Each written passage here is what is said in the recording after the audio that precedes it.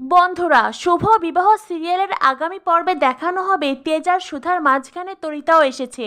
সুধা হয়তো তেজের সামনেই তরিতাকে বলবে, আমি তো আপনাকে সব কিছু বলেছিলাম। তরিতা হয়তোবা অস্বীকার করবে, আর নয়তো বলবে পরিবারের সম্মানের কথা ভেবেই আমি কাউকে কিছু বলতে পারিনি।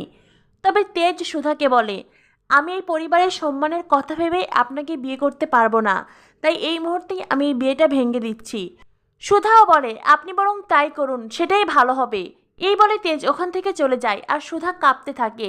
সুধার ভীষণই কষ্ট হচ্ছে, যন্ত্রণায় বুকটা ফেটে যাচ্ছে। সুধা তেজকে সত্যিটা বলতে চেয়েছিল ঠিক, তবে সেটা বিয়ের মণ্ডপে আসার আগে। অর্ধেক বিয়ে হয়ে যাওয়ার পরে এইভাবে সবকিছু তছনছ হয়ে যাবে এটা সুধা ভাবতেও পারেনি। আর সবচাইতে বড় কথা, তেজ সুধাকে ভুল বুঝছে। তেজ সুধাকে লোভী মিথ্যেবাদী ভাবছে, আর সেটাই সুধার কষ্টের মূল কারণ। সুধা তখন কাঁপা কাঁপা গলায় বলতে থাকে, আমি লোভী নই, আমি মিথ্যেবাদী নই।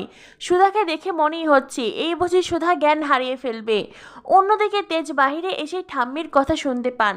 ঠাম্মি সকলের সামনেই বলছেন, আমার তেজ আমার পছন্দের মেয়েকে বিয়ে করবে না, এটা হতেই পারে না। তেজ এই বিয়ে করবে। তো বন্ধুরা, তেজ এই বিয়েটা ভেঙে দিতেই মণ্ডপের দিকে আসছে। সকলকে সে সবকিছু জানিয়ে দেবে, কিন্তু এরই মাঝে ঠাম্মির কথা তেজের কানে আসে, আর তেজ থমকে দাঁড়ায়। তবে কি ঠাম্মির মুখ রক্ষা করতেই তেজ সবকিছু গোপন রেখেই সুধাকে বিয়ে করবে? সুধা তো জানেই তেজ বিয়ে ভাঙতেই মণ্ডপের দিকে গেল, কিন্তু তেজ হয়তো সুধাকে অবাক করিয়ে দিয়ে সুধার হাত ধরে টানতে টানতে তাকে মণ্ডপে নিয়ে যাবে। হয়তোবা ইমন, তরিতা, দুয়েল, এমনকি দর্শক সবাইকে অবাক করে দিয়েই তেজ সকলের সামনে বলবে, আবারও বিয়েটা শুরু করুন।